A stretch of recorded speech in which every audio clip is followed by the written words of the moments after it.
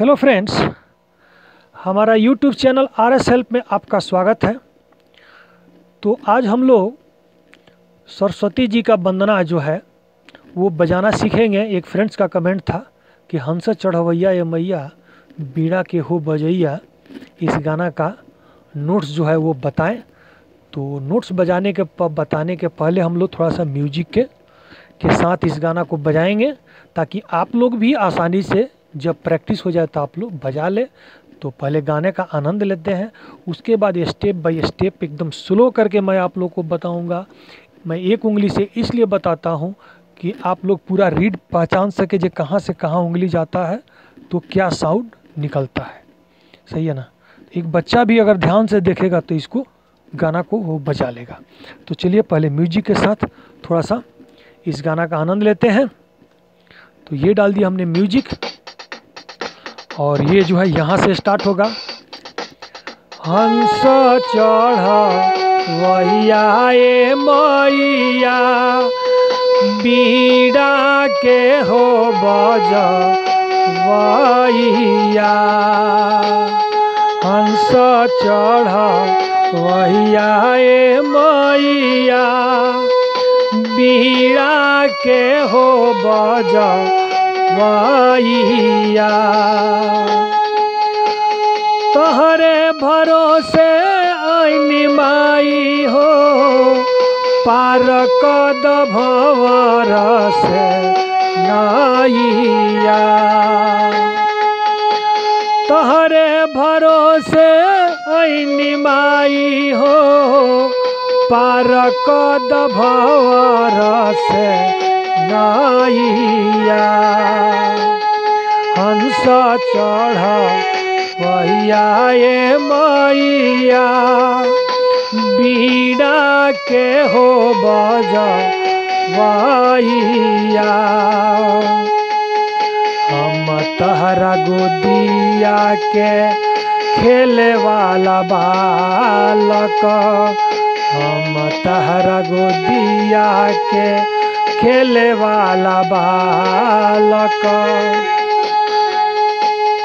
हमारा तनैया के तू ही हऊ चालक, हमारा तनैया के तू ही हऊ चालक, स्वर के सजाई दे मैया हो, स्वर के सजाई दे मैया हो, हई नहीं कवनो गवैया, हंस चढ़ा वैया ए मैया बीड़ा के हो बजवैया,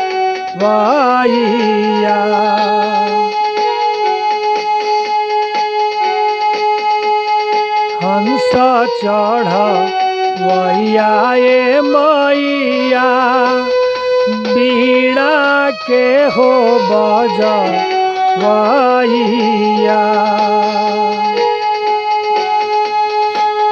सुर के शरीफा हो ताल के तलैया, सुर के शरीफा हो ताल के तलैया, हम ताहर बेटा हवी तू हम मैया, हम ताहर बेटा हवी तू हमर मैया, हमनी पे माई हो जाना सहाइया, हंस चढ़ा वैया ए मैया बीड़ा के हो बजवैया। तो म्यूजिक स्टॉप करते हैं। इसके बाद आप लोग को स्टेप बाय स्टेप एकदम स्लो में बताते हैं, ताकि जो है आप लोग आसानी से गाना को बजा सकें।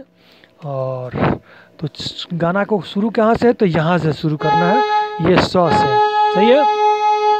हंस चढ़ा फिर देखिए हंस चढ़ वहिया ए मैया।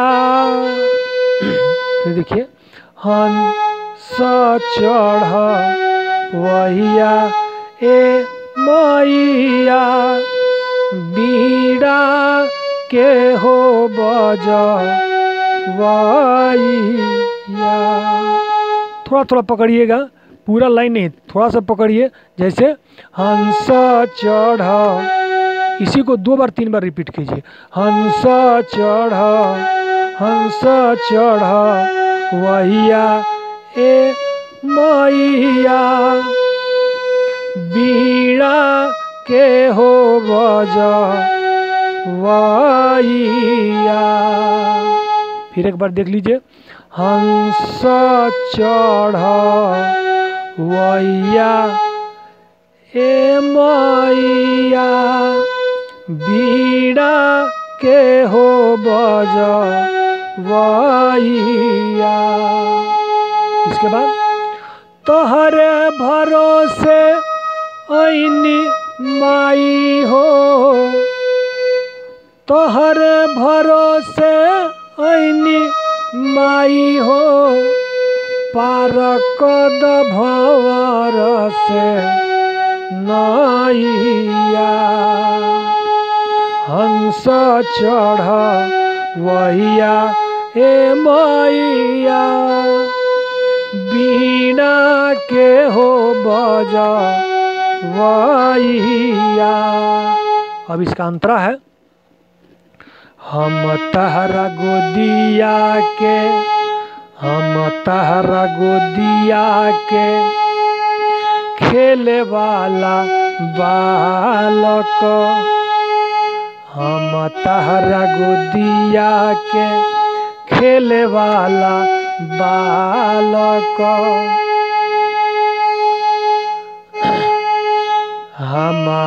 हमारा नैया के तू ही हऊ चालक, हमारा नैया के तू ही हऊ चालक। स्वर के सजाई दय मैया हो, स्वर के सजाई दय मैया हो। हाँ ना कोनो गवैया। हंस चढ़ वहिया ए मैया, बीड़ा के हो बजवैया। इसी पर पूरा गाना बजेगा। इसके बाद जब उंगली बैठ जाए तो फिर तीनों उंगली से बजाइए आप लोग। हंस चढ़ वहिया ए मैया, बीड़ा के हो बजवैया। उंगली जब फास्ट हो जाएगा, हंस चढ़ वहिया ए मैया, बीड़ा के हो बजवैया। तोहरे भरोसे ऐनी माई हो, पार कद भंवर से नैया। हंस चढ़ वहिया ए मैया, बीड़ा के हो बजवैया। इसके बाद म्यूजिक थोड़ा सा ले लीजिए। हंस चढ़ वहिया ए मैया, बीड़ा के हो बजवैया। तोहरे भरोसे ऐनी माई हो, पार कद भंवर से नैया। हंस चढ़ वहिया ए मैया, बीड़ा के हो बजवैया। तो फ्रेंड्स, ये वीडियो कैसा लगा? यदि अच्छा लगा तो लाइक कीजिए, सब्सक्राइब कीजिए और आप लोग अपना सुझाव कमेंट में ज़रूर दीजिए, ताकि उसमें हम अगर कोई मिस्टेक हो रहा हो तो हम उसको सुधार करेंगे। आप लोग को समझ में नहीं आता है उसका भी आप लोग अपना सुझाव दें कि किस प्रकार आप लोग को मतलब बताएं कि जो आप लोग को अच्छी से समझ में आए। तो चलिए मिलते हैं नेक्स्ट वीडियो में। Thank for watching friends.